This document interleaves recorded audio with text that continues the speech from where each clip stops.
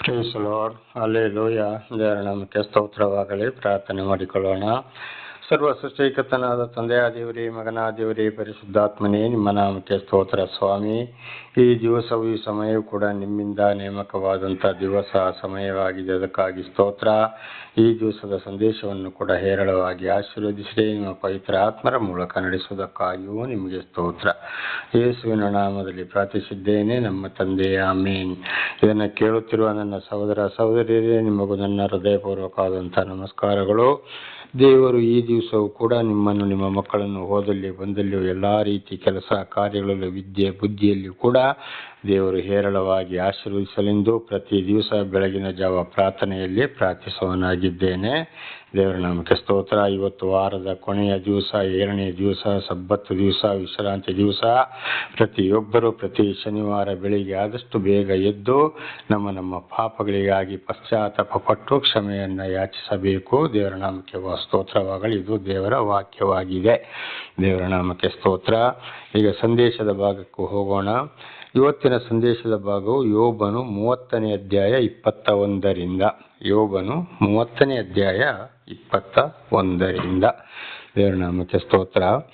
ನೀನು ನನಗೆ ಕ್ರೂರವಾಗಿ ಮಾರ್ಪಟ್ಟಿದ್ದಿ, ನಿನ್ನ ಕೈ ಬಲದಿಂದ ನನ್ನನ್ನು ಹಿಂಸಿಸುತ್ತಿದ್ದಿ. ದೇವರ ನಾಮಕ್ಕೆ ಸ್ತೋತ್ರ.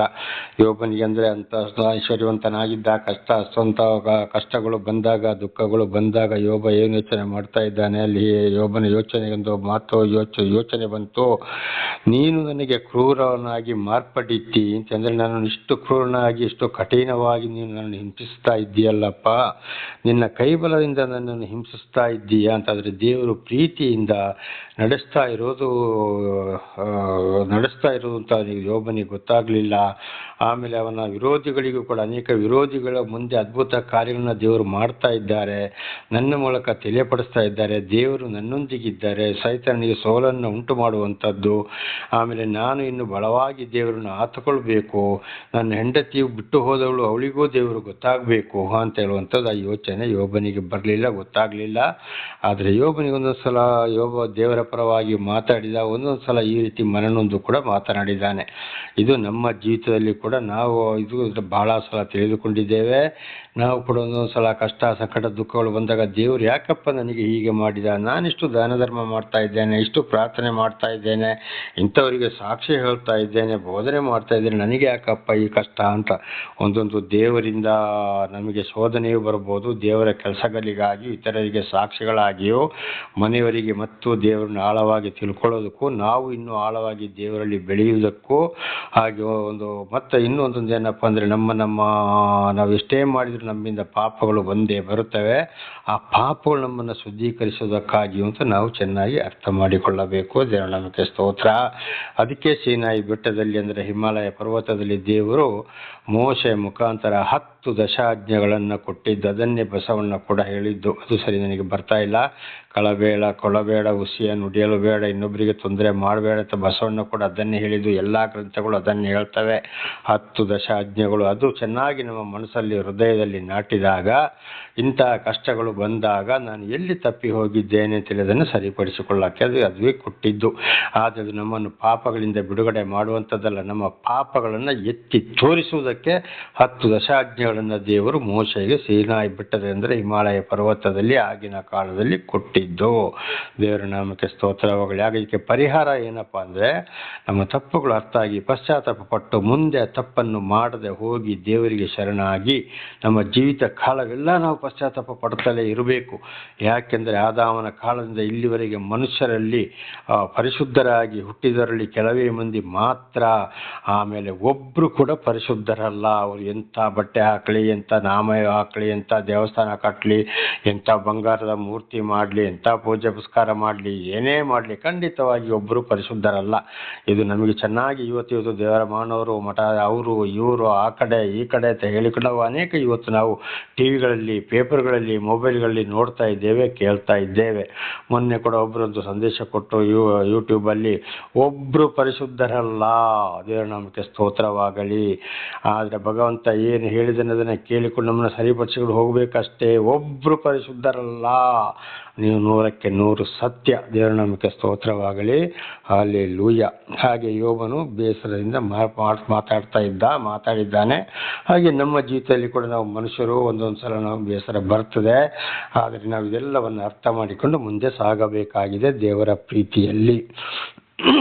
22ನೇ ವಚನ, ನನ್ನನ್ನು ಬಿರುಗಾಳಿಗೆ ಎತ್ತಿ ತೂರಬಿಟ್ಟು ಅದರ ಆರ್ಭಟದಲ್ಲಿ ಮಾಯ ಮಾಡುತ್ತೀ.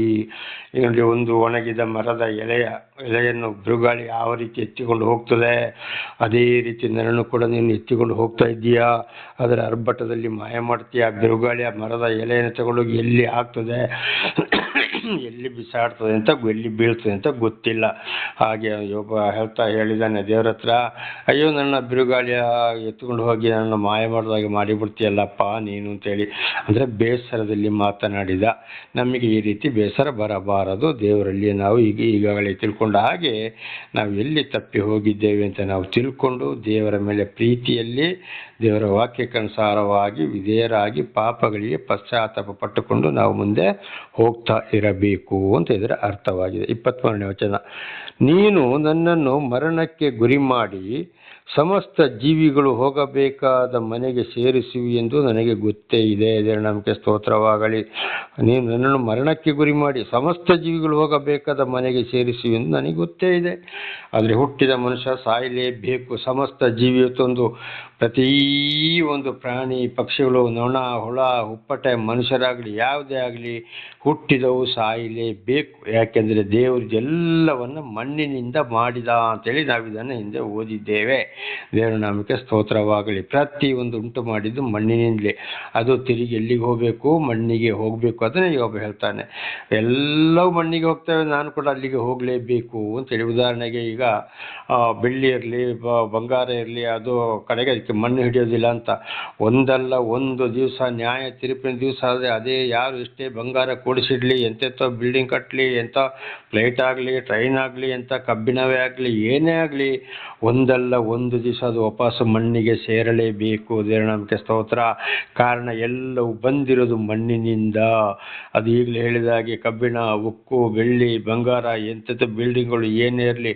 ಉದಾಹರಣೆಗೆ ಈಗ ಚಂಡಮಾರುತ ಬರ್ತದೆ, ಸುನಾಮಿ ಬರ್ತದೆ, ಬೆಟ್ಟ ಗುಡ್ಡಗಳು ಜರೀತವೆ, ಆಕಾಶದ ಫ್ಲೈಟ್, ಟ್ರೈನ್, ಬಸ್ ಇದ್ದು ಅದಕ್ಕೆ ಬೆಂಕಿ ಹಿಡಿದು ಎಲ್ಲ ಸುಟ್ಟು ಹೋಗ್ತದೆ. ಅದು ಕಡೆಗೆ ಎಲ್ಲಿ ಹೋಗೋದು, ಅದು ಮಣ್ಣಿಗೆ ಹೋಗೋದು. ಕಾರಣ ಎಲ್ಲ ಮಣ್ಣಿನಿಂದಲೇ ಉತ್ಪತ್ತಿ ಆಗಿದೆ ಅಂಥದ್ದು. ದೇವರ ನಾಮಕ್ಕೆ ಸ್ತೋತ್ರ. ಹಲ್ಲೆಲೂಯಾ.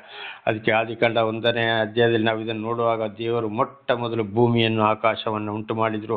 ಪ್ರತಿ ಒಂದು ಉಂಟಾಗಿದ್ದು ಕೂಡ ಇಲ್ಲಿಂದ ಮಣ್ಣಿನಿಂದ. ಹಾಗೆ ಮನುಷ್ಯನು ಕೂಡ ಇಲ್ಲಿಂದ, ಪ್ರತಿಯೊಂದು ಪ್ರಾಣಿ ಪಕ್ಷಿ ಹುಳ ಹುಪ್ಪಟೆಗಳು ಎಲ್ಲಿಂದ ಇಲ್ಲಿ ಉತ್ಪತ್ತಿ, ಮಣ್ಣಿನಿಂದಲೇ ಉತ್ಪತ್ತಿ. ದೇವರ ನಾಮಕ್ಕೆ ಸ್ತೋತ್ರವಾಗಲಿ. ಮೊಟ್ಟ ಮೊದಲು. ಆಮೇಲೆ ಗಂಡು ಹೆಣ್ಣಿನಿಂದ ಸಂತಾನದಿಂದ ಅವತ್ತು ಅದೇ ಸಂತಾನ ಇವತ್ತು ಜಾಸ್ತಿ ಆಗ್ತಾ ಬಂದಿರೋದು. ಅದು ಕೂಡ ಹೋಗಬೇಕಾಗಿದ್ದು ಮಣ್ಣಿಗೆ. ಕಾರಣ ಆದಿ ಅದು ಮಣ್ಣಿನಿಂದಲೇ. ದೇವರ ನಾಮಕ್ಕೆ ಸ್ತೋತ್ರವಾಗಲಿ. ಹಾಗೆ ಇಂಥ ಕಷ್ಟ ಸಂಕಟ ದುಃಖ ಬರಲಿ, ಹುಳ ಎಲ್ಲ ಜೀವಿಗಳು ಮಣ್ಣಾದಾಗೆ ನಾನು ಕೂಡ ಮಣ್ಣಾಗಲೇಬೇಕು ಅಂತ ಒಬ್ಬನ ಮಾತು. ಹಾಗೆ ಇವತ್ತು ನಾವು ಕೂಡ ಎಂಥವರಾದರೂ ಕೂಡ ಮಣ್ಣಾಗಲೇಬೇಕು. ಅವನು ಎಂಥ ಮನುಷ್ಯನೇ ಆಗಲಿ, ಏನೇ ಆಗಲಿ, ಸತ್ತವನು ಮಣ್ಣು ಆಗ್ತಾನೆ ಇಲ್ವೋ, ಮಣ್ಣು ಮಾಡ್ತಾನೆ ಇಲ್ವೋ, ಆಗಲೇಬೇಕು. ದೇವರ ನಾಮಕ್ಕೆ ಸ್ತೋತ್ರವಾಗಲಿ. ಹಲ್ಲೆಲೂಯಾ. 24ನೇ ವಚನ, ಆದರೂ ನಾಶಕ್ಕೆ ಒಳಗಾದವನು ಕೈ ಚಾಚುವುದಿಲ್ಲವೋ, ಆಪತ್ತಿಗೆ ಒಳಪಟ್ಟವನು ಕೂಗಿಕೊಳ್ಳುವುದಿಲ್ಲವೋ. ಆದರೂ ನಾಶಕ್ಕೆ ಒಳಗಾದವನು ಕೈ ಚಾಚುವುದಿಲ್ಲವೋ. ನೋಡಿ, ಎಂಥ ಆಸ್ತಿ ಪಾಸ್ತಿ ಇರಲಿ, ಎಂತೆಂಥ ಕೋಟೆ ಇರಲಿ, ಕಡೆಗೆ ಏನಾಗ್ತದೆ, ಸಂಪೂರ್ಣವನ್ನು ಒಂದಲ್ಲ ಒಂದು ದಿವಸ ಕೈ ಚಾಚಲೇಬೇಕಾಗ್ತದೆ. ಈಗ ಉದಾಹರಣೆಗೆ ದೊಡ್ಡ ದೊಡ್ಡ ಎಷ್ಟೋ ಕೋಟೇಶ್ವರು ಆಗಲೇ ಈಗ ಭಾಳ ಸಲ ತಿಳ್ಕೊಂಡಿದ್ದೇವೆ ನಾವು. ಚಂಡಮಾರುತ, ಬೆಟ್ಟವಜಾರಿಯೋದು, ಬಿರುಗಾಳಿ, ಸುನಾಮಿ, ಅಕಸ್ಮಾತ್ಗ ಏಡ್ಸ್ನಂಥ ಕಾಯಿಲೆಗಳು, ಕೊರೋನಾಂಥ ಕಾಯಿಲೆಗಳು ಬಂದಾಗ ಎಲ್ಲವನ್ನ ಚಾಚಿದ್ರು, ಸರ್ವನಾಶವಾಯಿತು. ಈಗ ದೊಡ್ಡ ದೊಡ್ಡ ಗಂಜಿಕೆ ಎದುರಲ್ಲಿ ತಗೊಂಡೋಗಿ ಇಡ್ತಾರೆ. ಅವರ ಆಸ್ತಿ ಪಾಸ್ತಿ ಮನೆಗಳು ಯಾವುದು ಇರೋದಿಲ್ಲ. ಅಲ್ಲಿ ಇತರರು ತಂದು ಕೊಟ್ಟ ಆಹಾರಕ್ಕಾಗಿ ಕೈ ಚಾಚುತ್ತಾರ ಇಲ್ವೋ, ಚಾಚುತ್ತಾರೆ. ಸರ್ಕಾರ ಗಂಜಿ ಕೇಂದ್ರ ತೆರೆದು ಅದರಲ್ಲಿ ಅನ್ನ ಕೊಟ್ಟಾಗ ಅಲ್ಲಿ ಹೋಗಿ ಕೈ ಚಾಚಲೇಬೇಕಲ್ಲ. ದೇವರ ನಾಮಕ್ಕೆ ಸ್ತೋತ್ರ. ಇದು ಯೋಬನು ಹೇಳಿದಂಥ ಮಾತು. ಎಂಥವನಾದರೂ ಒಂದಲ್ಲ ಒಂದು ದಿವಸ ಗರ್ವ ಅಹಂಕಾರದಲ್ಲಿ ಮೆರೆದವನು ಎಂಥ ಕೋಟೇಶ್ವರ ಆದರೂ ಕೂಡ ನಾಶನದ ಸಮಯ ಬಂದಾಗ ಕೈ ಚಾಚಲೇಬೇಕು. ದೇವರ ನಾಮಕ್ಕೆ ಸ್ತೋತ್ರ. ಇದೆಲ್ಲವೂ ನಡೀತಲೇ ಇದೆ. ಆ ಸರ್ವ ಸೃಷ್ಟಿಕರ್ತನಾದ ದೇವರ ಗ್ರಂಥದಲ್ಲಿ ಬರೆದಿರುವುದು ಒಂದು ಕೂಡ ಚಾಚು ತಪ್ಪದೆ ನೆರವೇರ್ತಲೇ ಇದೆ. ಆದರೆ ಇದನ್ನು ತಿಳಿದುಕೊಳ್ಳಲು ದೇವರಿಂದ ಜ್ಞಾನ ಪಡೆದವರಿಗೆ ಮಾತ್ರ ಇದು ಸಾಧ್ಯ. ದೇವರ ನಾಮಕ್ಕೆ ಸ್ತೋತ್ರವಾಗಲಿ. ಆಪತ್ತಿಗೆ ಒಳಪಟ್ಟವನು ಕೂಗಿಕೊಳ್ಳುವುದಿಲ್ಲವೋ, ಅವನೆಂಥ ದೊಡ್ಡ ಐಶ್ವರ್ಯವಂತನಾಗಲಿ, ಇವತ್ತು ದೊಡ್ಡ ಒಂದು ಕಾಯಿಲೆ ಬಂದು ಆಸ್ಪತ್ರೆಯಲ್ಲಿ ಮಲಗಿದಲ್ಲಿ ಆದಾಗ ಮಂಚದ ಮೇಲೆ ಬೆಡ್ ಮೇಲೆ ಇದ್ದಾಗ ಏನಾಗ್ತಾನೆ, ಆಪತ್ತು ಕೂಗಿಕೊಳ್ತಾನೆ, ಅಯ್ಯೋ ನನ್ನ ಅಲ್ಲಿ ಕರ್ಕೊಂಡೋಗಿ ಇಲ್ಲಿ ಕರ್ಕೊಂಡೋಗಿ, ಹಾಗಾಯ್ತಲ್ಲಪ್ಪ ಹೀಗಾಯ್ತಲ್ಲಪ್ಪ, ನಾನು ಏನು ಮಾಡಿದೆ, ದೇವರಿಗೆ ಏನು ದ್ರೋಹ ಮಾಡಿದೆ, ಯಾರಿಗೆ ಏನೋ ಮಾಡಿದೆ. ಆಗಲಿ ಅವನು ಕೂಗಲೇಬೇಕು, ನರಳಾಟ ಆಗಲೇಬೇಕು, ಅವನ ಬಾಯಲ್ಲಿ ಮಾತು ಬರಲೇಬೇಕು. ಆ ರೀತಿ ಬಂದೇ ಬರುತ್ತದೆ.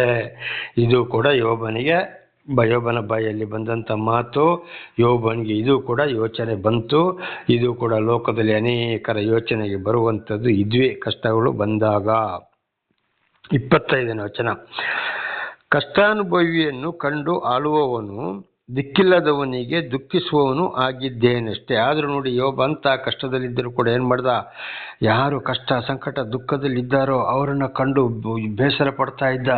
ದೇವರೇ, ಅವನಿಗೆ ಯಾಕಪ್ಪ ಈ ರೀತಿ ಕಷ್ಟ ಸಂಕಟ ದುಃಖಗಳು, ದೇವರಿಂದ ನೀನು ಪಾರು ಮಾಡು, ಯಾಕೆ ಅವನಿಗೆ ಈ ರೀತಿ ಬಂತಪ್ಪ ಅಂತೇಳಿ ಅವರಿಗಾಗಿದ್ದಿ. ಯೋಬನೇ ಕಷ್ಟ ಸಂಕಟ ದುಃಖದಲ್ಲಿ ಹೀಗೆ ಬಿದ್ದಾಗ, ಕೆಸರುಗುಂಡಿಯಲ್ಲಿ ಬಿದ್ದಾಗ, ಪಾದದಿಂದ ನಡು ನಿತ್ಯವರೆಗೆ ಹುಣ್ಣುಗಳು ಬಂದಾಗ, ಬಾಧಿಸಲ್ಪಟ್ಟಾಗ, ಏನು ಇಲ್ಲದವನ ಗತಿಲ್ಲದವನಾಗಿ ಒಂದು ಪರದೇಶಿಯಾಗಿ ಬಿದ್ದಾಗ, ಇತರರಿಗೂ ಕಷ್ಟದಲ್ಲಿ ಕಂಡಾಗ ಅಳುವವನಾಗಿದ್ದ. ಅಯ್ಯೋ, ಇಂಥವನಿಗೆ ಇಂಥ ಕಷ್ಟ ಬಂತಲ್ಲಪ್ಪ ಅಂತೇಳಿ. ದಿಕ್ಕಿಲ್ಲದವನಿಗೆ ದುಃಖಿಸುವವನಾಗಿದ್ದೇನೆ. ಅನಾಥರನ್ನ ನೋಡಿಕೊಂಡು, ಅಯ್ಯೋ ಇಂಥವ್ರಿಗೆ ಯಾರು ಇಲ್ಲಲ್ಲಪ್ಪ, ಇಂಥ ಕಷ್ಟ ಸಂಕಟ ಬಂತು, ಅವ್ರಿಗೆ ಯಾರು ಗತಿ ಇಲ್ಲ, ಅನಾಥರಾಗಿದ್ದಲ್ಲ ಅಂತ. ದೇವರ ನಾಮಕ್ಕೆ ಸ್ತೋತ್ರವಾಗಲಿ. ಈ ಒಂದು ಯೋಚನೆ ಯಾರು ಕಷ್ಟ ಸಂಕಟ ದುಃಖದಲ್ಲಿದ್ದಾಗ ಯಾರಿಗೆ ಯೋಚನೆ ಬರ್ತದೋ, ನಿಜವಾಗಿ ಇವರು ಪರಲೋಕಕ್ಕೆ ಒಯ್ಯಲ್ಪಡುವರು. ದೇವರೊಂದು ಆತ್ಮ ಅವರಲ್ಲಿ ಇದೆ, ಅವರನ್ನು ದೇವರು ನಡೆಸ್ತಾ ಇದ್ದಾರೆ ಅಂತ ಇದರ ಅರ್ಥ.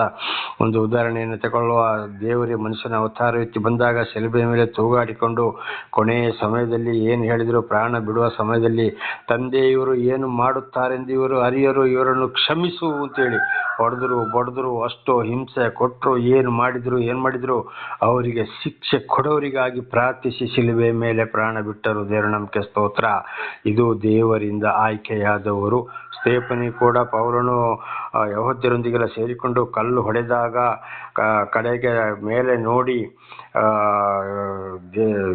ಯೇಸು ತಂದೆಯಾದ ದೇವರ ಬಳ ಪಾರ್ಶ್ವದಲ್ಲಿ ಕುಳಿತುಕೊಂಡಿದ್ದಾನೆ ಅಂತ ನೋಡಿದಾಗ, ಮತ್ತು ಪೌಲನು ಅವನ ಸಂಗಡಿಗರು ಕಲ್ಲು ಹೊಡೆದು ಕೊಲ್ಲಲು ಪ್ರಯತ್ನಿಸಿದಾಗ, ಆಗ ಸ್ಟೇಫನ್ ಕೂಡ ಏನು ಹೇಳಿದ, ತಂದೆ ಇವರನ್ನು ಕ್ಷಮಿಸೋರು ಏನು ಮಾಡ್ತಾರೆ ಅಂತ ಇವರಿಗೆ ಗೊತ್ತಿಲ್ಲ ಅಂತೇಳಿ. ದೇವರ ನಾಮಕ್ಕೆ ಸ್ತೋತ್ರ. ಹಲ್ಲೆಲೂಯಾ. ಈ ಕಷ್ಟ ಸಂಕಟ ದುಃಖ ಸಮಯದಲ್ಲಿ ಯಾರು ಇತರರಿಗಾಗಿ ಪ್ರಾರ್ಥಿಸ್ತಾರೋ, ಕ್ಷಮಿಸ್ತಾರೋ, ದುಃಖ ಪಡ್ತಾರೋ, ತನ್ನನ್ನು ತಾನು ಯೋಚನೆ ಮಾಡಿಕೊಳ್ಳೋದು, ಇವರ ಆತ್ಮಗಳೆಲ್ಲ ಪರಲೋಕ, ಅದು ದೇವರಲ್ಲಿ ನಡೆಸುವಂಥ ಆತ್ಮವಾಗಿದೆ. ಇಂಥದ್ರಲ್ಲಿ ಕೂಡ ನಾವು ಯೋಚನೆ ಮಾಡಬೇಕು. ಬೇಕಾದಷ್ಟು ಆಸ್ತಿ ಪಾಸ್ತಿ ದುಡ್ಡು ಇದ್ದು ದಾನ ಧರ್ಮ ಅಲ್ಲ, ಇಲ್ಲದರಲ್ಲಿ ಕೂಡ ಒಳ್ಳೆಯ ರೀತಿಯಲ್ಲಿ ಕಷ್ಟದಲ್ಲಿ ದುಃಖದಲ್ಲಿ ನ್ಯಾಯವಂತರಾಗಿ ಪರಿಶುದ್ಧರಾಗಿ ನೀತಿವಂತರಾಗಿ ಜೀವಿಸಿಕೊಂಡು ಇತರರಿಗೆ ಕರುಣೆ ಬೇಸರ ಪಡ್ತಾರೋ, ದುಃಖಿಸ್ತಾರೋ, ಸಹಾಯ ಮಾಡ್ತಾರೋ, ಇವರು ನಿಜವಾಗಿ ದೇವರಿಂದ ಆಯ್ಕೆಯಾದವರು. ದೇವರ ನಾಮಕ್ಕೆ ಸ್ತೋತ್ರವಾಗಲಿ. ಇದರಲ್ಲಿ ತಿಳ್ಕೊಳ್ಬೇಕು, ಯೋಬನ ಕೆಲಸ ಕೂಡ ಅದುವೇ ಆಗಿತ್ತು. ಆದರೆ ಯೋಬನನ್ನು ನಡೆಸಿದ್ದು ಕೂಡ ಯಾರೋ ದೇವರಾಗಿದ್ದಾರೆ. 26ನೇ ವಚನ. ನಾನು ಒಳ್ಳೆಯದನ್ನು ನಿರೀಕ್ಷಿಸುತ್ತಿರುವಲ್ಲಿ ಕೇಡು ಬಂತು, ಬೆಳಕನ್ನು ಎದುರು ನೋಡುತ್ತಿರುವಾಗ ಕತ್ತಲಾಯಿತು. ನೋಡಿ, ಯೋಚನೆ ಮಾಡ್ತಾ ಇದ್ದ, ಒಳ್ಳೆಯದನ್ನೇ ಯೋಚನೆ ಮಾಡ್ತಾನೆ, ಕೇಡು ಬಂತು ಅಂದರೆ ವಿರೋಧಿಗಳು ಅಲ್ಲಿ ಏನು ಮಾಡ್ತಾರೆ, ಹಿಂದೆ ಅದನ್ನೇ ತಿಳಿದುಕೊಂಡು ಬರ್ತಾ ಇದ್ದೇವೆ. ಯೋಬನ ಈ 29 ಅಧ್ಯಾಯದಲ್ಲಿ ಕೂಡ ಅನೇಕ ಅಲ್ಲಿ 3 ಮಂದಿ ಯುವಕರು ಏನು ಮಾಡ್ತಾರೆ, ಏಳಿಸ್ತಾರೆ, ಪ್ರಶ್ನೆ ಮಾಡ್ತಾರೆ. ಖಂಡಿತವಾಗಿ ಯೋಬನಲ್ಲಿ ಮೆಚ್ಚಿಕೊಳ್ತಾ ಇಲ್ಲ. ಅದಕ್ಕೆ ಯೋಬ ಹೇಳ್ತಾನೆ, ಕೇಡು ಬಂತಪ್ಪ ಅಂತೇಳಿ. ಬೆಳಕನ್ನು ಎದುರು ನೋಡುತ್ತಿರುವಾಗ ಕತ್ತಲಾಯಿತು. ದೇವರು ಯಾವಾಗ ನನ್ನ ಆಶೀರ್ವಾದ ಮಾಡ್ತಾನೆ, ಯಾವುದರಿಂದ ಬಿಡುಗಡೆ ಮಾಡ್ತಾನೆ ಅಂತ ಹೇಳುವಾಗ ಮತ್ತು ನನ್ನನ್ನು ಬಿಡುಗಡೆ ಆಗಲು ಸಾಧ್ಯವಿಲ್ಲ ಅಂತೇಳಿ ಈ ಮಾತಿನ ಅರ್ಥದಲ್ಲಿ ಯೋಬನ ಈ ಮಾತನ್ನು ಹೇಳಿದ್ದು. ಹಾಗೆ ಇವತ್ತು ದೇವರು ಆದುಕೊಂಡವರು ಒಳ್ಳೆಯ ರೀತಿಯಲ್ಲಿ ಅವರಿಗೆ ಎಂಥ ಕಷ್ಟ ಸಂಕಟ ದುಃಖಗಳು ಬಂದಾಗಲೂ ಒಳ್ಳೇದು ಹೇಳುವುದು, ಒಳ್ಳೇದು ಮಾತಾಡೋದು, ಇನ್ನೊಬ್ಬರಿಗೆ ದಾನ ಧರ್ಮ ಮಾಡುವುದು, ನಮಗಿಲ್ಲ ಇದ್ರು ಪರವಾಗಿಲ್ಲ, ನಮ್ಮ ಮಕ್ಕಳಿಗಿಲ್ಲ ಇದ್ರು ಪರವಾಗಿಲ್ಲ, ನಾವು ಸ್ವಲ್ಪ ಚೆನ್ನಾಗಿದ್ದೇವೆ, ಅವರಿಗಿಂತ ಕಷ್ಟ ಸಂಕಟ ದುಃಖ ಬಂತು ತಲೆ ಒಳ್ಳೇದು ಹೇಳೋದು, ಕರೆಯೋದು, ಸಾಂತ್ವನ ಹೇಳೋದು, ಅವರಿಗೆ ನಾನಾ ರೀತಿಯಲ್ಲಿ ಸಹಾಯ ಮಾಡೋದು, ಇಂಥದನ್ನ ಕೆಲವರಿಗೆ ಸಹಿಸಿಕೊಳ್ಳಲು ಆಗೋದಿಲ್ಲ. ಹೀಗೆ ಮಾಡಿದಾಗ ಕೆಲವರು ಅಯ್ಯೋ ಅವರಿಗೂ ಕೊಟ್ಟ ನನಗಾಕೆ ಕೊಡಲಿಲ್ಲ ಅಂತಲೇ ಈ ಅನೇಕ ವಿರೋಧಿಗಳು ದುಷ್ಟರು ಏನು ಮಾಡ್ತಾರೆ, ಕೊಡೋರಿಗೂ ಕೂಡ ಬಹಳ ಹಿಂಸೆ ಕೊಡೋರು, ಬೈಯೋರು, ಮಾಡೋರು, ದುರುಗುಟ್ಟವರು ನೋಡೋರಾಗಿದ್ದಾರೆ. ಇದು ನನ್ನ ಜೀವಿತದಲ್ಲಿ ಇವತ್ತು ಕೂಡ ನಾನಿರುವ ಸ್ಥಳದಲ್ಲಿ ನಡೆಯುತ್ತಲೇ ಇದೆ. ಬೆಳಕನ್ನು ಎದುರು ನೋಡುತ್ತಿರುವಾಗ ಕತ್ತಲಾಯಿತು. ಯಾವ ಈ ಕಷ್ಟ ಸಂಕಟ ದುಃಖ ದೇವರು ಬಿಡುಗಡೆ ಮಾಡ್ತಾನಪ್ಪ ಅಂತ ಹೇಳೋತ್ತಿಗೆ ಅಲ್ಲಿ ಯೋಬನಿಗೆ ಶಾಂತಿ ಸಮಾಧಾನ ಸಿಕ್ಕಲೇ ಇಲ್ಲ, ಕಷ್ಟದಿಂದ ಬಿಡುಗಡೆ ಆಗಲಿಲ್ಲ. ಇದನ್ನು ಕೂಡ ನಾವು ನಿನ್ನೆ ಕೂಡ ತಿಳ್ಕೊಂಡಿದ್ದೇವೆ. ದೇವರು ಒಂದು ದಿವಸವನ್ನ ಇಷ್ಟು ದಿವಸ ಕಷ್ಟ ಸಂಕಟ ದುಃಖದಲ್ಲಿ ಇರಬೇಕು ಅಂತ ದೇವರು ನಿಗದಿಪಡಿಸಿದ್ದಾರೋ ಅಲ್ಲಿಯವರೆಗೆ ಹಾಗೆ ದೇವರು ನಡೆಸುವವರಾಗಿದ್ದಾರೆ. ಆ ಸಮಯ ಬಂದಾಗ ದೇವರು ಮತ್ತೆ ಉನ್ನತ ಸ್ಥಿತಿಗೆ ಏರಿಸುವವರಾಗಿದ್ದಾರೆ. ಎಲ್ಲವೂ ದೇವರ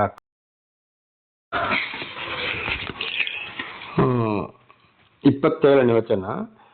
ನನ್ನ ಹೊಟ್ಟೆಯು ಕುದಿಯುತ್ತಿದೆ, ಅದಕ್ಕೆ ಶಾಂತಿ ಇಲ್ಲ, ಬಾಧೆಯ ದಿನಗಳು ನನಗೆ ಒದಗಿವೆ. ನನ್ನ ಹೊಟ್ಟೆಯು ಕುದಿಯುತ್ತಿದೆ, ಅದಕ್ಕೆ ಶಾಂತಿ ಇಲ್ಲ. ಇದನ್ನೆಲ್ಲ ನೋಡಿ ಬಹಳ ಬೇಸರ ಪಡ್ತಾ ಇದ್ದ. ಇದು ಉದಾಹರಣೆಗೆ ಇವತ್ತು ನಮ್ಮ ಜೀವಿತದಲ್ಲಿ ಕೂಡ ನಾವು ಒಂದೊಂದನ್ನು ಬಹಳ ಆಳವಾಗಿ ಯೋಚನೆ ಮಾಡಿದರೆ ಏನಾಗ್ತದೆ, ಎಷ್ಟೇ ಶಾಂತಿ ಸಮಾಧಾನ ಇದ್ದರೂ, ಊಟ ಮಾಡಿದರೂ ನಮ್ಮ ಹೊಟ್ಟೆ ಹೃದಯ ಏನಾಗ್ತದೆ, ಬಿಸಿ ಆಗ್ತದೆ. ನಾವು ಹೇಳ್ತೇವೆ ಅಯ್ಯೋ ನನ್ನ ಹೊಟ್ಟೆ ಉರಿತಿದೆಪ್ಪ, ಹೃದಯ ಸಂಕಟ ತಡ್ಕೊಳಕ್ ಆಗ್ತಾ ಇಲ್ಲ ಅಂತ. ಆಗ ವಿರೋಧಿಗಳನ್ನು ಯೋಬನ ವಿರೋಧಿಗಳನ್ನು ನೋಡಿ ಅವರ ಮಾತುಗಳನ್ನು ಕೇಳಿಕೊಂಡು ಅವರ ಬಗ್ಗೆ ಬಹಳ ಬೇಸರ ಪಡ್ತಾ ಇದ್ದ. ಬಹಳ ಅಯ್ಯೋ ಶಾಂತಿ ಸಮಾಧಾನ ಹೇಳಿದ್ರು, ದಾನ ಧರ್ಮ ಮಾಡಿದ್ರು, ಇವರಿಗೆ ಆಗೋದಿಲ್ಲ ಅಂತೇಳಿ ಬಹಳ ಅವನಿಗೆ ಬೇಸರವಾಗ್ತಿತ್ತು. ಅದಕ್ಕೆ ಶಾಂತಿ ಕೂಡ ದೊರಕ್ತಿತ್ತಿಲ್ಲ ಅಂತೇಳಿ. ಬಾಧೆಯ ದಿನಗಳು ನನಗೆ ಒದಗಿವೆ, ಆದರೂ ನನಗೆ ಇನ್ನು ಕಷ್ಟ ಸಂಕಟಗಳು ಇನ್ನು ಮುಂದೆ ಕೂಡ ಇರಬಹುದು ಅಂತೇಳಿ ಯೋಬಂದು. ಹಾಗೆ ನಮ್ಮ ಜೀವಿತದಲ್ಲಿ ಕೂಡ ಹೀಗೆ ವಿರೋಧಿಗಳು ಮಾತನಾಡ್ತಾರೆ. ಕೆಲವರು ಎಷ್ಟೇ ಕಷ್ಟ ಸಂಕಟ ದುಃಖದಲ್ಲಿದೆ ಇನ್ನೊಬ್ಬರಿಗೆ ದಾನ ಧರ್ಮ ಮಾಡೋದು, ಸಹಾಯ ಮಾಡೋದು ಆಗೋದಿಲ್ಲ. ನನಗೆ ಕೊಡಲಿಲ್ಲ, ನನ್ನ ಮಕ್ಕಳಿಗೆ ಕೊಡಲಿಲ್ಲ, ಅವ್ರಿಗೆ ಕೊಟ್ಟ ಇವ್ರಿಗೆ ಕೊಟ್ಟ, ದುರ್ಗುಟಿ ನೋಡೋದು, ಕಡೆಗೆ ಬೈಯೋದು, ಆ ಕಡೆ ಚಾಡಿ ಹೇಳೋದು, ಗಂಡ ಹೆಂಡತಿ ಮಕ್ಕಳು ಕೂತ್ಕೊಂಡು ಅಲ್ಲಿ ಮಾತನಾಡೋದು, ಕಡೆ ಮತ್ತೆ ಏನಾದರೂ ಒಂದು ರೀತಿಯಲ್ಲಿ ಇವರಿಗೆ ಇದು ಏನು ಮಾಡೋದಲ್ಲಿ ಇವರಿಗೆ ಒಂದು ಹಿಂಸೆಯನ್ನು ಕೊಡೋದು ಮಾತಿನ ಮೂಲಕ. ಆದರೂ ಕೂಡ ಆಗ ಏನಾಗ್ತದೆ, ಒಳ್ಳೆಯವರಿಗೆ ಒಳ್ಳೆ ದೇವರ ಆತ್ಮ ಇರೋವರಿಗೆ ಆದರೆ ಒಳ್ಳೆ ಮನಸ್ಸು, ಶುದ್ಧ ಹೃದಯ, ಶುದ್ಧ ಮನಸ್ಸಿರುವವರಿಗೆ ಇದೇನಾಗ್ತದೆ, ಅವರು ಬಹಳ ಬೇಸರ ಪಡ್ತಾರೆ ಇತರರಿಗೆ ದಾನ ಧರ್ಮ ಮಾಡುವುದನ್ನು. ಅದೇ ಯೋಬ ಹೇಳಿದ್ದು. ಅಲ್ಲಿ ಏನಾಗಿದೆ ಅಂದರೆ, ನನ್ನ ಹೊಟ್ಟೆಯು ಕುದೀತಿದೆ, ಅದಕ್ಕೆ ಶಾಂತಿ ಇಲ್ಲ, ಬಾಧೆಯ ದಿನಗಳು ನನಗೆ ಒದಗಿವೆ ಅಂತ. ಅದು ಏನೇ ಆದರೂ ನಮಗೆ ದೇವರ ಕೊಟ್ಟಂಥ ಮನಸ್ಸನ್ನು ನಾವು ಹಿಂದೆ ತೆಗೆಯಬಾರದು. ದೇವರ ವಾಕ್ಯಕ್ಕೆ ವಿಧೇಯರಾಗಿ ಜೀವಿಸಿ ದೇವರನ್ನು ಹಿಂಬಾಲಿಸುವುದೇ ಕಲಿಯಬೇಕು. ವಿರೋಧಿಗಳಿಂದ ಇದೆಲ್ಲ ಬರುವಂಥದ್ದು. ಇದು ಚೆನ್ನಾಗಿ ಅರ್ಥ ಮಾಡಿಕೊಂಡ್ರೆ ಇವತ್ತು ನಮ್ಮ ಮಧ್ಯದಲ್ಲಿ ಕೂಡ ಇದೆಲ್ಲ ಕಂಡು ಬರಬಹುದು. 28. ನಾನು ಕರ್ರಗಾಗಿ ಅಲೆಯುತ್ತೇನೆ, ಆದರೆ ಆ ಕಪ್ಪು ಸೂರ್ಯ ಸಂತಾಪದಿಂದಲ್ಲ. ಸಂಘದಲ್ಲಿ ನಿಂತು ಅಂಗಲಾಚಿಕೊಳ್ಳುತ್ತೇನೆ. ದೇವರಿಗೆ ಸ್ತೋತ್ರವಾಗಲಿ. ನಾನು ಕರ್ರಗಾಗಿ ಅಲೆಯುತ್ತೇನೆ ಅಂತೇಳಿ. ಯಾಕೆಂದರೆ ಕೆಸರು ಗುಂಡಿಯಲ್ಲಿ ಬಿದ್ದಿದ್ದಾನೆ, ಮೈ ತುಂಬ ಹುಣ್ಣು ಬೂದಿಯನ್ನು ಮೆತ್ತಿಕೊಂಡಿದ್ದಾನೆ, ಇನ್ನೆಲ್ಲಿ ಬೆಳ್ಳಗಾಗಲು ಸಾಧ್ಯ? ಅದಕ್ಕೆ ನಾನು ಕರ್ರಗಾಗಿ ಅಲೆಯುತ್ತೇನೆ. ಹಾಗೆ ಇವತ್ತು ನಮ್ಮ ಬಣ್ಣಗಳು, ಬಟ್ಟೆ ವಸ್ತ್ರಗಳು ಎಲ್ಲ ನಾವು ಹಿಂದೆ ಒಂದ್ಸಲ ಓದಿದ್ದೆ, ಬಟ್ಟೆಗಳು ಕೂಡ ಕೆಸರು ಹಿಡಿದು ಹೋಗಿತ್ತು ಯೋಬಂದು ಅಂತೇಳಿ. ಆ ರೀತಿ ನಮಗೂ ಬರಬಹುದು, ಆದರೆ ದೇವರು ಕೈ ಬಿಡುವನಲ್ಲ. ಆದರೆ ಆ ಕಪ್ಪು ಸೂರ್ಯ ಸಂತಾಪದಿಂದಲ್ಲ, ಅದು ಸೂರ್ಯನ ಬೆಳಕಿಂದಲ್ಲ. ಈಗ ಉದಾಹರಣೆಗೆ ನಾವು ನೋಡ್ತೇವೆ, ಒಂದೊಂದು ಕಡೆಗೆ ಸೂರ್ಯನ ಒಂದು ಬಿಸಿಲಿನಿಂದ ಒಂದೊಂದು ರಾಜ್ಯದವರು ಕಪ್ಪಾಗಿ ಕಾಣ್ತಾರೆ. ಉದಾಹರಣೆಗೆ ನಮ್ಮ ಭಾರತ ದೇಶದಲ್ಲಿ ತಮಿಳುನಾಡವರನ್ನೇ ತಗೊಳ್ಳೋಣ. ಯಾಕೆಂದರೆ ಸೂರ್ಯದ ಬೆಳಕು ಅಲ್ಲಿ ಅವರಿಗೆ ಸಹಿಸ್ಕೊಳ್ಳೋಕೆ ಆಗ್ತಾ ಇಲ್ಲ. ಸಮುದ್ರ ಸೈಡಲ್ಲಿ ಕೆಲವರು ಬೆಳ್ಳಗಾಗ್ತಾರೆ, ಕೆಲವರು ಸೂರ್ಯನ ಸುಡು ಬಿಸಿಲಿನಿಂದ ಕಪ್ಪಾಗಿ ಹೋಗ್ತಾರೆ. ಅದಕ್ಕೆ ಇಲ್ಲಿ ಯೋಬ ಹೇಳ್ತಾ ಇದ್ದಾನೆ, ಇದು ಸೂರ್ಯನ ಸಂತಾಪದಿಂದಲ್ಲ, ನನಗೆ ಬರುವಂಥ ಕಷ್ಟದಿಂದ ಈ ರೀತಿ ನಾನು ಕಪ್ಪಾಗಿ ಹೋಗಿದ್ದೇನೆ. ಅಂದರೆ ಯಾರು ಯೋಬನನ್ನು ಹತ್ತಿರ ಸೇರಿಸ್ತಿಲ್ಲ, ಬದಲಾಗಿ ವಿರೋಧಿಗಳು ದೂಷಣೆ ಮಾಡ್ತಾ ಇದ್ರು. ಹಾಗೆ ನಾವು ಕೂಡ ಕಷ್ಟ ಸಂಕಟ ದುಃಖದಲ್ಲಿ ಒಂದ್ಸಲ ಬಿದ್ದಾಗ ನಮ್ಮ ಬಣ್ಣವು ಕೂಡ ಬದಲಾಗಬಹುದು, ಬಟ್ಟೆಗಳು ಬದಲಾಗಬಹುದು, ಹಾಗೆ ಆಗ್ತವೆ. ಆದರೆ ದೇವರ ಪ್ರೀತಿ ಆದರೂ ದೇವರು ಅಂಥವ್ರ ಮುಖಾಂತರ ಮಾತನಾಡ್ತಾರೆ. ದೇವರಿಂದ ಆದುಕೊಂಡವರಾದರೆ ಖಂಡಿತವಾಗಿ ದೇವರು ಕೈ ಬಿಡೋವರಲ್ಲ. ಯೋಬನನ್ನು ಎಂಥ ಕಷ್ಟದಲ್ಲಿ ಹೇಗೆ ನಡೆಸಿಕೊಂಡು ಬಂದರೋ ಹಾಗೆ ನಡೆಸಿಕೊಂಡು ಬರೋವರಾಗಿದ್ದಾರೆ. ಸಂಘದಲ್ಲಿ ನಿಂತು ಅಂಗಲಾಚಿಕೊಳ್ಳುತ್ತೇನೆ. ಸಂಘದಲ್ಲಿ ಅಂದರೆ ಜನಗಳ ಮಧ್ಯಕ್ಕೆ ಹೋಗ್ತಾ ಇರ್ಬೋದು. ಯೋಬ ಮೆಲ್ಲೆ, ನಾವು ಹಿಂದೆ ನೋಡಿದ್ದೇವೆ, ನಾನು ಮೆಲ್ಲೆ ತಿರುಗಾಡ್ಕೊಂಡು ಹೋಗ್ತಾ ಇದ್ದೇನೆ ಅಂತೇಳಿ ಹಾಗೆ ಹೋಗಿ ಅಂಗಲಾಚಿರ್ಬೋದು. ನನಗೆ ಹಾಗೆ ಸ್ವಲ್ಪ ಸಹಾಯ ಮಾಡಿಯಪ್ಪ, ಅದು ಕೊಡಿ ಇದು ಕೊಡಿ ಅಂತ ಏನಾದರೂ ಬೇಡಿಕೊಂಡಿರ್ಬೋದು. ಇದು ಕೂಡ ದೇವರು ಈ ರೀತಿಯಲ್ಲಿ ಏನಾಗ್ತದೆ, ಒಂದೊಂದು ಶೋಧನೆಗೆ ಕೂಡ ಒಳಪಡಿಸಿ ಬಿಡ್ತಾರೆ. ಅದಕ್ಕೆ ನಾವು ಒಂದು ಹಾಡನ್ನು ಕೂಡ ಆಗ ಕೇಳ್ತೇವೆ, ಶಿವನು ಭಿಕ್ಷೆಗಾಗಿ ಬಂದ ಅಂತೇಳಿ, ಭಿಕ್ಷೆ ಬೇಡಲಿಕ್ಕೆ ಶಿವನು ಬಂದ ಅಂತೇಳಿ. ಅದಕ್ಕೆ ಹೇಳುವಂಥದ್ದು, ಯಾರೇ ಬಂದರು ಹೇಗೆ ಇದ್ದರೂ ಕೂಡ ಮನೆಗೆ ಭಿಕ್ಷೆಯಾಗಿ ಅವರು ಬರುವಾಗ ಅವರಿಗೆ ಬೈಬಾರ್ದು, ದೂಷಣೆ ಮಾಡಬಾರ್ದು. ಅವರಿಗೆ ಊಟ ಕೊಡಬೇಕು, ಬಟ್ಟೆ ಇದ್ದರೆ ಬಟ್ಟೆ ಕೊಡಬೇಕು, ಚೆನ್ನ ಕೊಡಬೇಕು, ನೀರು ಕೊಡಬೇಕು. ಬಿಸಿಲಿಗೆ ಬಂದರೆ ನೆರಳಲ್ಲಿ ಕೂತ್ಕೊಳ್ಬೇಕು. ಅಂದರೆ ಮನೆಯೊಳಗೆ ಸೇರಿಸು ಮಾಡುವಂತಲ್ಲ. ಒಂದು ಮನೆ ಹಾಲ್ನಲ್ಲಿ ಹೊರಗೆ ಅಥವಾ ಒಂದು ಜಾಗ ಇದ್ದರೆ ಒಂದು ಮರದಡಿಯಲ್ಲೋ ಚೆನ್ನಾಗಿ ಕೂತು ಅವನಿಗೆ ಶಾಂತಿ ಸಮಾಧಾನ ಹೇಳಿ ಊಟ ಕೊಟ್ಟು, ಅವನಿಗೆ ಬಟ್ಟೆ ಇಲ್ಲದ್ರೆ ಬಟ್ಟೆ ಕೊಟ್ಟು, ಅವನು ಸ್ವಲ್ಪ ಮಳಗಿ ನಿದ್ದೆ ಮಾಡ್ತಾನೆ ಅಂತ ಹೇಳಿದ್ರೆ ಆಯ್ತಪ್ಪ ಅಂತ ಹೇಳ್ಕೊಂಡು ಕೂಡ ಅಂಥವರಿಗೆ ಸಹಾಯ ಮಾಡಬೇಕು. ಇದಕ್ಕೆ ಇದುವೇ ವಿಷಯ ಇಲ್ಲಿ ಯೋಬ ಹೇಳಿದ್ದು ನೋಡಿ, ನಾನು ಕರ್ರಗಾಗಿ ಅಲೆಯುತ್ತೇನೆ ಆದರೆ ಕಪ್ಪು ಸೂರ್ಯದಿಂದಲ್ಲ, ಸಂಘದಲ್ಲಿ ನಿಂತು ಅಂಗಲಾಚಿಕೊಳ್ಳುತ್ತೇನೆ ಅಂತ ದೇವರ ನಾಮಕ್ಕೆ ಸ್ತೋತ್ರ. ಇದು ದೇವರು ಮಾಡಿದಂತೆ, ಯಾಕೆಂದರೆ ವಿರೋಧಿಗಳನ್ನು ದೇವರು ಮತ್ತು ಪರೀಕ್ಷೆ ಮಾಡ್ತಾ ಇದ್ದಾರೆ. ಕೊನೆಯ ಸಮಯದಲ್ಲಿ ಒಂದಲ್ಲ ಒಂದು ದಿವಸ ವಿರೋಧಿಗಳು ದೇವರನ್ನ ಅರ್ಥ ಮಾಡಿಕೊಳ್ಳಬೇಕು. ಅದಕ್ಕೆ ದೇವರು ಆದುಕೊಂಡವರನ್ನ ಈ ರೀತಿ ಆಗಿದ್ದು. ದೇವರ ನಾಮಕ್ಕೆ ಸ್ತೋತ್ರ. ಹಲ್ಲೆಲೂಯಾ. ಈ ಸರ್ವ ಸೃಷ್ಟಿಕರ್ತನಾದಂಥ ದೇವರು ಮನುಷ್ಯನ ಅವತಾರವೆತ್ತಿ ಬಂದಾಗಲೂ ದಾರಿ ಬದಿಯಲ್ಲಿ ಹುಟ್ಟಿದ್ರು ನೋಡಿ. ಎಂಥ ಲಾಡ್ಜುಗಳಲ್ಲಿ ಹುಟ್ಟಿದ್ರೋ ಅಲ್ಲ, ಎಂಥ ಹೋಟೆಲ್ಗಳಲ್ಲಿ ಹುಟ್ಟಿದ್ರೋ, ಅದರ ಐಷಾರಾಮಿ ಬಂಗಲೆಯಲ್ಲಿ ಹುಟ್ಟಿದ್ರ ಇಲ್ಲ, ದಾರಿ ಬದಿಯಲ್ಲಿ ಹುಟ್ಟಿದ್ರು. ಮಲಗಿಸಿದಲ್ಲಿ ದನದ ಕೊಟ್ಟಿಗೆ ದನಗಳ ಮಧ್ಯದಲ್ಲಿ ಹೋಗಿ ಮಗುವಿನ ಈ ಭೂಲೋಕದ ತಂದೆ ತಾಯಿ ಅಂದರೆ ಜೋಸೆಫ್ ಮತ್ತು ಮರಿಯ ಅಂದರೆ ಪರಿಶುದ್ಧ ಕನ್ಯೆ, ಜೋಸೆಫ್ ಅಂದರೆ ನೀತಿವಂತ ಅಂತದರ ಅರ್ಥ. ದೇವರ ನಾಮಕ್ಕೆ ಸ್ತೋತ್ರವಾಗಲಿ. ಅವರಿಗೆ ಮಲಗಿಸಿದ ಕೊಟ್ಟಿಗೆಯಲ್ಲಿ ಅವರು ಹೋಗಿದ್ದು ಎಲ್ಲಿಗೆ? ಕುರುಡರು, ಕುಂಟರು, ಪಾರ್ಶ್ವವಾಯು, ವ್ಯಭಿಚಾರಿಗಳ ಹತ್ರ ಅಲ್ಲಿ ಹೋಗಿದ್ದು, ಅಧಿಕಾರಿಗಳ ಹತ್ರ, ಬೆಸ್ತರ ಹತ್ರ ಹೋಗಿ ಅವರಿಗೆ ದೇವರ ವಿಷಯವನ್ನು ತಿಳಿಸಿದರು. ದೇವರ ನಾಮಕ್ಕೆ ಸ್ತೋತ್ರವಾಗಲಿ. ದೇವರಿಂದ ಆಯ್ಕೆಗೊಂಡವರು ಇದೇ ರೀತಿ ದೇವರು ಕೂಡ ಜಾತಿ ಮತ ಭೇದ ಮಾಡಲಿಲ್ಲ. ಪಾಪಿಗಳಿಗಾಗಿ ಲೋಕಕ್ಕೆ ಬಂದೆ ಅಂತೇಳಿ ದೇವರು ಕೂಡ ಐಶ್ವರ್ಯವಂತನಾಗಿ ಸ್ಟೈಲ್ ಮಾಡಿಕೊಂಡು ಬಂದಿಲ್ಲ. ದೇವರ ನಾಮಕ್ಕೆ ಸ್ತೋತ್ರವಾಗಲಿ. ಅದೇ ರೀತಿ ಅದಕ್ಕೆ ಶಿವನು ಭಿಕ್ಷೆಗೆ ಬಂದ ಅಂತ ಒಂದು ಹಾಡು ಕೂಡ ಇದೆ. ಅದಕ್ಕೆ ಹೇಳೋದು ಬಹಳ ಎಚ್ಚರವಾಗಿರಬೇಕು ಅಂತೇಳಿ.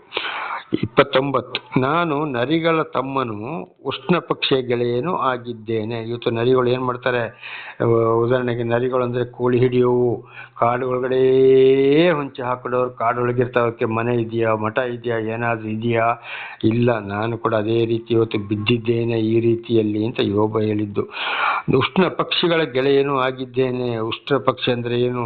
ಆ ಪಕ್ಷಿಗಳು ಯಾವುದಕ್ಕೂ ಬರೋದಿಲ್ಲ, ಆ ಪಕ್ಷಿಗಳನ್ನ ಯಾವುದು ಸೇರಿಸಿಕೊಳ್ಳೋದಿಲ್ಲ, ಅವ್ರನ್ನ ದೂರವನ್ನೇ ಇಡ್ತಾರೆ. ಹಾಗೆ ಇವತ್ತು ಏನು ನರಿಗಳ ಹಾಗೆ ಉಷ್ಣ ಪಕ್ಷಿಗಳ ಹಾಗೆ ನಾನು ಆಗಿದ್ದೇನೆ, ಯಾರಿಗೂ ಬೇಡದವನಾಗಿದ್ದೇನೆ ಅಂತ. ನಿಜವಾಗ್ಲೂ ನೋಡಿ, ಇವತ್ತು ಉದಾಹರಣೆಗೆ ನಾನು ಮೊದಲಿನ ಜೀವಿತನ ಪ್ರಾಪಂಚಿಕದಲ್ಲಿ ಇರುವಾಗ ಎಲ್ಲರೂ ಕರೀತಿದ್ರು, ಬರ್ತಿದ್ರು, ಎಲ್ಲರಿಗೂ ಒಳ್ಳೆಯವನಾಗ್ತಾ ಇದ್ದೆ.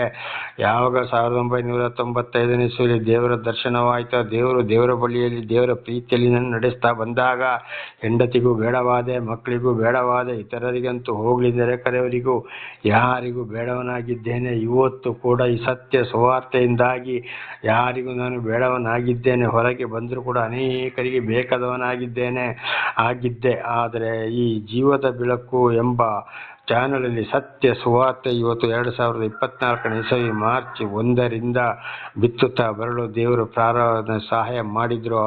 ನನ್ನ ಜೊತೆಯಲ್ಲಿದ್ದವರು ಕೂಡ, ಫೋನ್ ಮಾಡಿ ಮಾತನಾಡೋರು ಕೂಡ, ದೂರದಿಂದ ಕರೆದು ಮಾತನಾಡೋರು, ಎಲ್ಲ ಸಭೆ ಸಮಾರಂಭಗಳಿಗೆ ಕರೆಯೋರು ಕೂಡ ನನ್ನಿಂದ ಏನಾದರೂ ದೂರವಾದರು. ದೇವರ ನಾಮಕ್ಕೆ ಸ್ತೋತ್ರವಾಗಲಿ. ಹಲ್ಲೆಲೂಯಾ.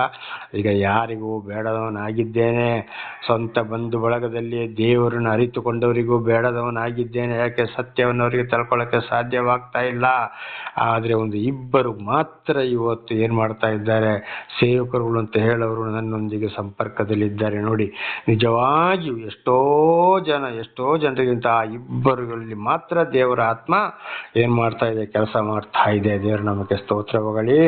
ಬರೀ 2 ಸಹೋದರರು ಮಾತ್ರ ಸೇವಕರುಗಳಲ್ಲಿ, ವಿಶ್ವಾಸಿಗಳಲ್ಲಿ ಕೇವಲ ಬೆರಳೆಣಿಕೆಯಷ್ಟು ಜನ, ಒಂದು 7-8 ಮನೆಯವರು ಮಾತ್ರ ವಿಶ್ವಾಸದಲ್ಲಿದ್ದಾರೆ. ದೇವರ ನಾಮಕ್ಕೆ ಸ್ತೋತ್ರವಾಗಲಿ. ಅದು ಮನೆಯಲ್ಲಿ ಎಲ್ಲರೂ ಕೊಡಲ್ಲ, ಒಬ್ರು ಇಬ್ರು ಮಾತ್ರ. ದೇವರ ನಾಮಕ್ಕೆ ಸ್ತೋತ್ರವಾಗಲಿ. ಇದು ದೇವರಿಂದ ಆದುಕೊಂಡವರಿಗೆ ಬರುವಂಥದ್ದು. 30ನೇ ವಚನ, ನನ್ನ ಚರ್ಮವು ಕರಿದಾಗಿ ಉದುರುತ್ತದೆ, ನನ್ನ ಎಲುಬುಗಳು ತಾಪದಿಂದ ಬೇಯುತ್ತದೆ. ನನ್ನ ಚರ್ಮವು ಕರಿದಾಗಿ ಉದುರುತ್ತದೆ. ಯೋಬನ ಚರ್ಮ ಕೂಡ ಏನಾಯ್ತು, ಹಿಂದೆ ನೋಡಿದರೆ ಅಲ್ಲಿ ಕರ್ರಗಾಗಿ ಅಳೆಯುತ್ತೇನೆ, ಅದು ಸೂರ್ಯನಿಂದ ಅಲ್ಲ, ಆದರೂ ನಾನು ಅಂಗಲಾಚಿಕೊಂಡು ಹೋಗ್ತಾ ಇದ್ದೇನೆ, ನರಿಗಳಾಗಿ ಆಗಿದೆ, ಉಷ್ಟ್ರ ಪಕ್ಷಿಗಳಾಗಿ ಯಾರಿಗೂ ಬೇಡದವನಾದೆ. ಆದರೆ ಮತ್ತು ಯೋಬ ಇಲ್ಲಿ ಹೇಳ್ತದೆ, ನನ್ನ ಚರ್ಮವು ಕರಿದಾಗಿ ಉದುರ್ತದೆ. ನೋಡಿ, ಸ್ಥಾನ ಇಲ್ಲ, ಏನಿಲ್ಲ, ಕೆಸರ ಗುಂಡಿಯಲ್ಲಿ ಬಿದ್ದಿರೋದು, ಬಟ್ಟೆ ತೊಳೆಯದೆ ಎಷ್ಟು ದಿವಸವಾಗಿತ್ತೋ ಏನೋ ಗೊತ್ತಿಲ್ಲ. ಆದರೆ ಚರ್ಮ ಅಲ್ಲಿ ಏನಾಗ್ತದೆ, ಚರ್ಮ ಒಳ್ಳೆದಾಗಲಿಕ್ಕೆ ಸಾಧ್ಯ ಇದೆಯೋ? ಇಲ್ಲ, ಉದುರುತ್ತದೆ. ಕರಿದಾಗಿದೆ, ಕೊಳೆತು ಹೋಗಿ ಮಾಂಸ ಉದುರಿ ಹೋಗ್ತಾ ಇದೆ. ಅದು ಇವತ್ತು ನಮ್ಮಲ್ಲಿ ಕೂಡ ಸರಿಯಾಗಿ ಸ್ನಾನ ಮಾಡಿದರೆ ಚರ್ಮಕ್ಕೆ ನಾನಾ ಥರದ ರೋಗಗಳು ಅಂಟಿಕೊಂಡು ಏನಾಗ್ತದೆ, ಚರ್ಮ ರೋಗ ಬರ್ತದೆ. ಹಾಗೆ ಯೋಬನ ಕಾಲದಲ್ಲಿ ಕೂಡ ಯೋಬನಿಗೂ ಚರ್ಮ ರೋಗ ಬಂದಿತ್ತು ಅಂತ ಇದರ ಅರ್ಥ. ನನ್ನ ಎಲುಬುಗಳು ತಾಪದಿಂದ ಬೇಯುತ್ತದೆ. ಬೆಳುಗಳು ಯೋಚನೆ ಮಾಡಿ ನನಗೆ ಯಾಕಪ್ಪ, ನಾನು ಹಿಂದೆ ಆ ರೀತಿ ಇದ್ದೆ, ಈಗ ಈ ರೀತಿ ಆಗ್ತಾ ಇದೆ. ಯೋಚನೆ ಮಾಡಿ ಎಲುಬುಗಳು ತಾಪದಿಂದ ಅಂದರೆ ಬೇಸರದಿಂದ ಬೇಯ್ತಾ ಇದೆ, ಒಣಗಿ ಹೋಗ್ತಾ ಇದೆ ಅಂತ ಅಷ್ಟ ಕಷ್ಟ, ಸಂಕಟ, ದುಃಖದಲ್ಲಿ ಯೋಬ ಇದ್ದಿರಬಹುದು. ಆದರೂ ದೇವರ ಕಣ್ಣು ಯೋಬನ ಮೇಲೆ ಇತ್ತು. ಯಾವುದೇ ಕಾರಣಕ್ಕೂ ಯೋಬನನ್ನು ನಾಶವಾಗಲಿಕ್ಕೆ ದೇವರು ಬಿಡಲಿಲ್ಲ. ಇದು ದೇವರು ಯಾರ ಮೇಲೆ ಪ್ರೀತಿ ಇಟ್ಟಿದ್ದಾರೋ, ಯಾರನ್ನು ಆದುಕೊಂಡಿದ್ದಾರೋ ಅವರಿಗೆ ಬರುವಂಥ ಕಷ್ಟ, ಸಂಕಟ, ದುಃಖಗಳು. ಆದರೆ ಯೋಬನ ಹಾಗೆ ಧೈರ್ಯದಿಂದ ನಾವು ಮುಂದುವರಿಯಬೇಕು. ದೇವರ ನಾಮಕ್ಕೆ ಸ್ತೋತ್ರವಾಗಲಿ. 31ನೇ ವಚನ, ಇದರಿಂದ ನನ್ನ ಕಿನ್ನರಿಯಲ್ಲಿ ಗೋಳಾಟವು, ನನ್ನ ಕೊಳಲಿನಲ್ಲಿ ಆಳುವ ಧ್ವನಿಯು ಕೇಳಿಸುತ್ತದೆ. ಇದು ನನ್ನ ಕಿನ್ನರಿಯಲ್ಲಿ ಗೋಳಾಟ ಅಂದರೆ ಯೋಬ ಏನು ಆ ಟೈಮಲ್ಲಿ ಕಿನ್ನರಿ ಬರ್ಸಕ್ಕೆ ಹೋಗ್ತಾ ಇದ್ನೋ ಅಲ್ಲ, ಬಹುಶಃ ಅವನ ಬಾಯಿಯಲ್ಲಿ ಅಯ್ಯೋ ಅಂದರೆ ಗುಣಗುಟ್ಟೋದು ಇರ್ಬೋದು. ಅಯ್ಯೋ ಈ ರೀತಿ ಆಯ್ತಲ್ಲಪ್ಪ, ಯಾಕಾಯ್ತಪ್ಪ, ಅಯ್ಯೋ ಅನೇಕರು ನಾವೊಂದು ದೊಡ್ಡ ಕಾಯಿಲೆಸ್ತರು ಕೂಡ ಬಿದ್ದಲ್ಲಿ ಆದಾಗ ಏನು ಮಾಡ್ತಾರೆ, ಅಯ್ಯೋ ನನಗೆ ಯಾಕೆ ಹೀಗಾಯ್ತು ನರಳಾಡಿಕೊಂಡು ಏನೇನೋ ಮಾತಾಡ್ತಾ ಇರ್ತಾರೆ. ಅದನ್ನೇ ಯೋಬ ಹೇಳಿದ್ದು, ನನಗೂ ಕೂಡ ಹೀಗೆ ಆಗಿತ್ತು. ನನ್ನ ಕೊಳಲಿನಲ್ಲಿ ಆಳುವ ಧ್ವನಿಯು ಕೇಳಿಸುತ್ತದೆ. ಎಲ್ಲಿಂದಲೋ ಇವತ್ತು ಅನೇಕರು ಕೊಳಲು ಊದುವುದು, ಸಂಗೀತ ಹಾಡುವುದು ಸಂತೋಷಕ್ಕಾಗಿ, ಹೌದಲ್ವೋ, ಜಾಸ್ತಿ. ಆದರೆ ಈ ಯೋಬನಲ್ಲಿ ಕೂಡ ಅದೇ ರೀತಿ ಒಂದು ಹಾಡು ಬರ್ತಾ ಇದ್ದಿರ್ಬೋದು, ಗುಣಗುತ್ತಾ ಇರ್ಬೋದು, ಯೋಚನೆ ಬರ್ತಾ ಇರ್ಬೋದು. ಇವತ್ತು ಅನೇಕ ಕಷ್ಟದಲ್ಲಿ ಬಿದ್ದವರು ಕೂಡ ಇದನ್ನೇ ಏನೇನೋ ಹಾಡಿಕೊಂಡಾಗೆ ಮಾತಾಡಿಕೊಂಡಾಗಿ ಇರ್ತಾರೆ. ನನ್ನ ಪಕ್ಕದಲ್ಲೇ ಒಂದು ಅಮ್ಮ ಕೂಡ ಅದೇ ರೀತಿ ಇವತ್ತು ಎದ್ದು ನಡಿಲಿ, ಹೋಗ್ಲಿ, ಕೂತ್ಕೊಳ್ಳಿ, ಹಾಡು ಹೇಳೋದು, ಏನು ಮಾತಾಡೋದಂತೆ ಗೊತ್ತಾಗ್ತಾ ಇಲ್ಲ. ಇದು ಈ ಪರಿಸ್ಥಿತಿ ಕೂಡ ಇವತ್ತು ಈ ರೀತಿಯಲ್ಲಿ ಕೂಡ ಕಷ್ಟ, ಸಂಕಟ, ದುಃಖಗಳನ್ನ ಅನುಭವಿಸಬೇಕಾಗ್ತದೆ. ಆದರೂ ಏನೇ ಆದರೂ ಯೋಬ ದೇವರಿಂದ ಮನಸ್ಸನ್ನು ಹಿಂದೆ ತೆಗೆಯಲಿಲ್ಲ. ಆಗ ಯೋಬನಿಗೆ ಧೈರ್ಯ ಕೊಟ್ಟವರು ಯಾರು? ದೇವರು. ಹಾಗೆ ದೇವರಾದುಕೊಂಡವರು ಪರಿಸ್ಥಿತಿ ಹೀಗೆ ಬರ್ತದೆ, ದೇವರು ಅಂಥವರನ್ನ ಕೈ ಬಿಡುವುದಿಲ್ಲ ಅಂತ ದೇವರ ನಾಮಕ್ಕೆ ಸ್ತೋತ್ರ. ಈಗ ಯೋಬನು 30ನೇ ಅಧ್ಯಾಯವು ಕೂಡ ಮುಕ್ತಾಯವಾಯಿತು. ಈಗ 31ನೇ ಅಧ್ಯಾಯದಲ್ಲಿ ಕೂಡ ನಾವು ನೋಡಿಕೊಳ್ಳೋಣ ಯೋಬನು ಏನು ಹೇಳಿದ ಅಂತೇಳಿ. 31:1, ನನ್ನ ಕಣ್ಣುಗಳೊಡನೆ ನಿಬಂಧನೆಯನ್ನ ಮಾಡಿಕೊಂಡಿದ್ದೇನೆ. ದೇವರ ನಾಮಕ್ಕೆ ಸ್ತೋತ್ರವಾಗಲಿ. ಯುವತಿಯ ಮೇಲೆ ಹೇಗೆ ಕಣ್ಣಿಟ್ಟೆನು ನೋಡಿ. ಯೋಬನವನ ಕಣ್ಣನ್ನು ಕೂಡ ಒಂದು ಶಿಸ್ತುಭದ್ರವಾಗಿಟ್ಟಿದ್ದ. ಅಂದರೆ ಹುಡುಗಿಯರ ಮೇಲೆ ಕೂಡ ನಾನು ಕಣ್ಣು ಇಡಲಿಲ್ಲ, ನಾನು ಕಣ್ಣು ಇಡೋದೇ ಇಲ್ಲ, ಅದನ್ನು ನೋಡಬೇಡ ಅವ್ರ ಹತ್ರ ಅಂಥೇಳಿ. ಅಂದರೆ ಈ ಗಾಂಧಿ ತಾತನ 3 ಕೋತಿಗಳನ್ನು ನಾವು ನೆನೆಸಿಕೊಳ್ಳಬಹುದು. ಕೆಟ್ಟದನ್ನು ನೋಡೋದಿಲ್ಲ, ಕೆಟ್ಟದನ್ನು ಮಾತಾಡೋದಿಲ್ಲ, ಕೆಟ್ಟದನ್ನು ಕೇಳುವುದಿಲ್ಲ ಅಂತೇಳಿ. ಒಂದು ಕೋತಿ ಏನು ಮಾಡ್ತವೆ, ಬಾಯಿಗೆ ಕೈ ಇಟ್ಟುಕೊಳ್ತು, ಇನ್ನೊಂದು ಕೋತಿ ಕಣ್ಣಿಗೆ ಕೈ ಇಟ್ಟುಕೊಳ್ತು, ಇನ್ನೊಂದು ಕೋತಿ ಕಿವಿಗೆ ಕೈಯನ್ನು ಇಟ್ಟುಕೊಳ್ತು. ಆ ಒಂದು ಮಾತಿನ ಅರ್ಥವು ಇಲ್ಲಿ ಕೂಡ ನಮಗೆ ಸಿಗ್ತಿದೆ. ನನ್ನ ಕಣ್ಣುಗಳೊಡನೆ ನಿಬಂಧನೆಯನ್ನು ಮಾಡಿಕೊಂಡಿದ್ದೇನೆ, ಇವತ್ತಿನ ಮೇಲೆ ಹೇಗೆ ಕಣ್ಣಿಟ್ಟೇನು ಅಂತ ನಮಗೆ ಸ್ತೋತ್ರ. ಹಾಗಿದ್ರೆ ಅರ್ಥ ಏನೇ ಆದರೂ ಕೂಡ ಇತರ ಪರಸ್ತ್ರೀಯರ ಮೇಲೆ ಪರಸ್ತ್ರೀಯರ ಮೇಲೆ ಕಣ್ಣಿಡಬಾರದು, ಮನಸ್ಸು ಇಡಬಾರದು. ನಮ್ಮ ಮನಸ್ಸು ದೇವರಲ್ಲೇ ಇರಬೇಕು ಅಂತ ದೇವರ ನಮಗೆ ಸ್ತೋತ್ರವಾಗಲಿ. ಹಾಗೆ ಶರೀರದ ಪ್ರತಿಯೊಂದು ಅಂಗಾಂಗಗಳನ್ನು ಕೂಡ ಶಿಸ್ತಿನಲ್ಲಿ ಇಟ್ಟುಕೊಳ್ಳಬೇಕು ಅಂತ ಇದರ ಅರ್ಥವಾಗಿದೆ. ಅದನ್ನೇ ಯೋಬನ ಮೂಲಕ ಕೂಡ ದೇವರು ಹೇಳಿದಂಥದ್ದು. ದೇವರ ನಮಗೆ ಸ್ತೋತ್ರ. ದೇವರು ಯಾವುದೇ ರೀತಿಯ ವಿಚಾರದ ಅನೈತಿಕ ಸಂಪರ್ಕದ ಬಗ್ಗೆ ಹೋಗಿಲ್ಲ. ಆದ್ದರಿಂದ ಮತ್ತೆ ಹೇಳ್ತಾನೆ, ಕಣ್ಣಿನಲ್ಲಿ ನಿಬಂಧನೆಯನ್ನಿಟ್ಟಿದ್ದೇನೆ, ಏನೇ ಕಷ್ಟ ಸಂಕಟ ದುಃಖ ಬಂದರೂ ನಾನು ಕೆಟ್ಟದ್ದನ್ನು ನೋಡುವುದೇ ಇಲ್ಲ, ಅಂಥವ್ರ ಹತ್ರ ಮಾತಾಡೋದಿಲ್ಲ. ಅದು ಬಾಯಿಗೆ ಸಂಬಂಧಪಟ್ಟಂಥ ವಿಚಾರ.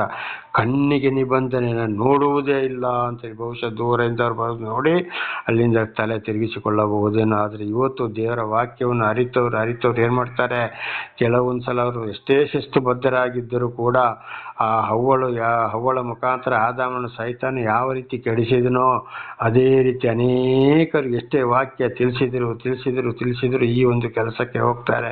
ಕೆಲವೊಂದು ಪುರುಷರು ಅಷ್ಟೇ, ಸ್ತ್ರೀಯರಷ್ಟೇ. ಆದರೆ ಬಹಳಷ್ಟು ದೇವರ ವಾಕ್ಯವನ್ನು ಅರಿತು ದೂರ ಸರಿಯಲು ಪ್ರಯತ್ನ ಮಾಡಿದ್ರು ಕೂಡ ಸೈತಾನ ಕೆಲವರ ಸಂಗಡ ಬಿಡ್ತಾ ಇಲ್ಲ. ಅದಕ್ಕೆ ಮತ್ತಾಯ 4ನೇ ಅಧ್ಯಾಯ 10ನೇ ವಚನದಲ್ಲಿ ಸೈತಾನನು ಯೇಸು ಸ್ವಾಮಿ ಏನು ಹೇಳಿದ್ರು, ಸೈತಾನನೇ ತೊಲಗು ಇಲ್ಲಿಂದ ಅಂತೇಳಿ ಗದರಿಸಿದ್ರು. ಹಾಗೆ ನಾವು ಕೂಡ ಅರ್ಥ ಮಾಡಿಕೊಂಡು ಚೆನ್ನಾಗಿ ಅಂಥವ್ರನ್ನ ಏನು ಮಾಡಬೇಕು, ಗದರಿಸಲೇಬೇಕು. ಕೀರ್ತನೆ 1ರ ಪ್ರಕಾರ ಅಂಥವ್ರನ್ನವರು ಇವರು ದುಷ್ಟರಾಗಿದ್ದಾರೆ, ಗಂಡಾಗ್ಲಿ ಹೆಣ್ಣಾಗ್ಲಿ ಇವರು ಕೆಡಿಸ್ತಾ ಇದ್ದಾರೆ ಅಂತೇಳಿ ದೇವರ ಮನಸ್ಸನ್ನು ಕೊಡ್ತಾರೆ. ಅಂಥವ್ರನ್ನು ತಲ್ಲಿಯೇ ಬಿಡಬೇಕಾಗಿದೆ.